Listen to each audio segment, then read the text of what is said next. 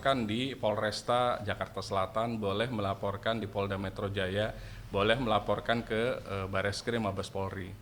Ini sudah terjadi, LP tersebut didaftarkan di Polresta Jakarta Selatan. Artinya penyidik dari Polresta Jakarta Selatan yang melakukan penyelidikan dan penyidikan. Akhirnya terjadilah sebuah status yang tadinya terlapor menjadi tersangka.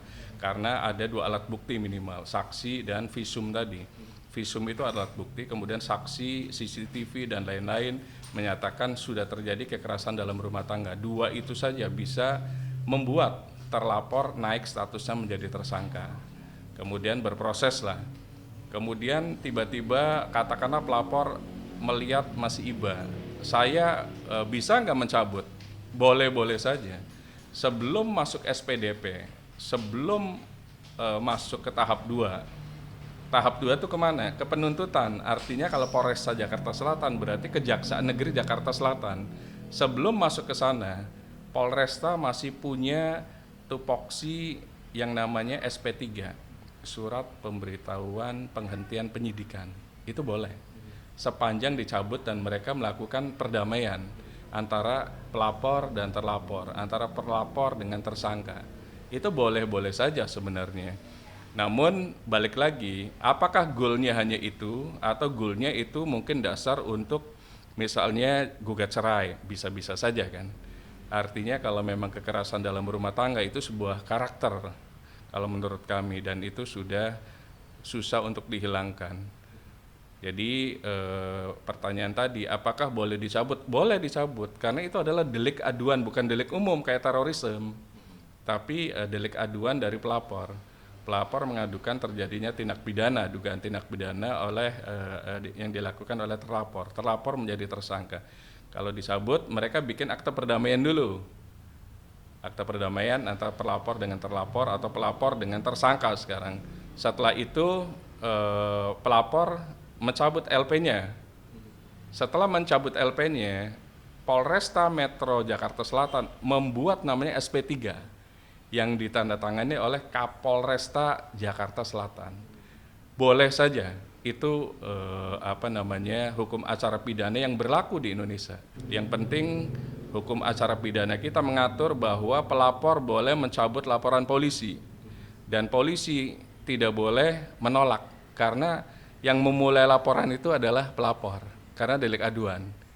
Kemudian pelapor mencabut karena ada akte perdamaian atau karena kasihan dan lain-lain. Boleh-boleh saja sepanjang belum masuk ke tahap 2 yang namanya Kejaksaan Negeri Jakarta Selatan. Tidak ada aturan sebenarnya, karena ini kan belum proses ke pemenjaraan kan. Kalau proses pemenjaraan, penyidik kepolisian biasa memberikan masa penahanan pertama itu 20 hari. Diperpanjang 40 hari. Nah, selama 20 ditambah 40 itu adalah waktu yang cukup kelihatannya sebelum dilimpahkan ke kejaksaan. Jadi ada waktu 60 hari menurut hukum acara pidana. Jadi sebelum berakhirnya 60 hari tadi, itu semestinya dikejar supaya SP3 turun.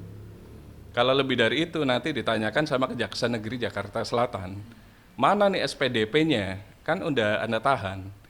Kenapa tersangkanya tidak diserahkan ke kejaksaan misalnya? Berkasnya mana? Jadi ada waktu kira-kira 20 hari dan 40 hari, jadi total 60 hari di tupoksinya Kepolisian Resort Jakarta Selatan.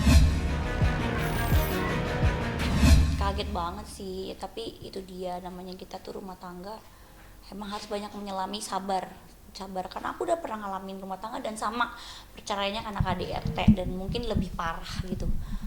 Tapi namanya kita orang suami istri itu harus banyak-banyak bijaknya, satu, memberikan kesempatan, kedua, tapi ingat harus didasari dengan pernyataan yang benar-benar serius. Kalau berubah jangan sampai mengulangi kembali. Itu harus dipegang tuh. Kalau itu dilanggar ya udah, kita harus ambil tindakan. Tidak sekali, aku bertahan 5 tahun. Tapi dan itu lebih parah, udah hampir berdarah-darah gitu. Jadi kayaknya kita hidup cuma sekali ya, maksudnya cuma sekali tuh pengennya tuh sehat jiwa raga sama sehat anak-anak. Kalau harta tuh bisa dicari kan, Tapi kalau sehat jiwa raga itu bener-bener harus bener-bener kita tumbuhin dalam diri sendiri gitu. Sehat diri sendiri itu penting gitu loh.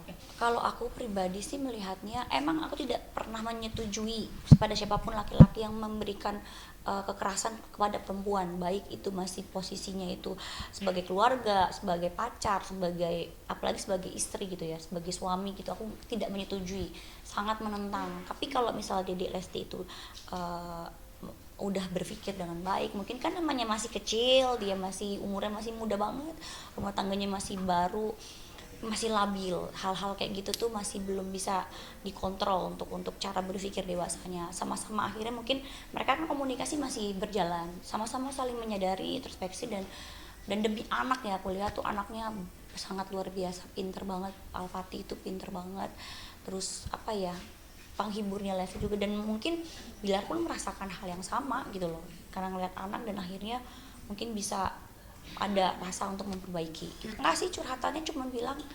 sama-sama saling masih punya perasaan yang sama gitu loh. Kemarin itu cuman hanya ya mungkin memberikan efek jerak atau apa, tapi mungkin udah namanya ya media ya udah deng ya akhirnya. Tapi aku yakin mereka bisa, ini adalah titik dimana mereka tuh membuka lembaran baru, insya Allah gitulah. Sekarang yang paling penting sudah mencabut laporan, dan apa ya, selesain itu dulu. Nanti kalau untuk hubungannya lebih lanjut mungkin mereka lah nanti yang lebih paham gitu. Sedih sih mukanya, kan Lesti emang mukanya sendu gitu ya. Dia sih udah bisa tersenyum, udah bisa enak, tapi kan kita tidak pernah tahu hati orang gimana. Cuman pas kejadian di pesawat itu ya dia sedikit agak ya gimana ya, mungkin namanya gimana pun itu kan papanya anak-anak, tiba-tiba dapat berita jadi tersangka dan ditahan ya, mungkin itu sedikit banyak membuat dia tuh sedih lah. Biar gimana pun itu kan papahnya anak-anak gitu sih.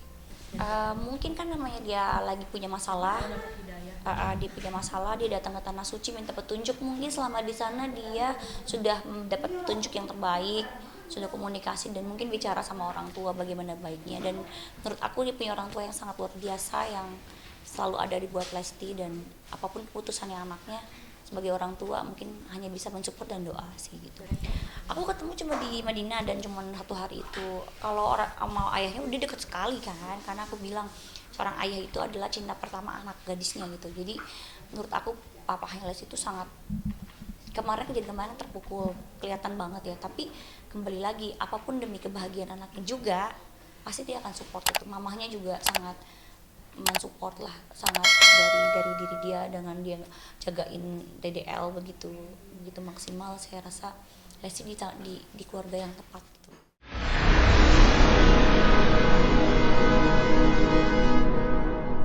Jadi jangan lupa untuk subscribe Cumi Cumi.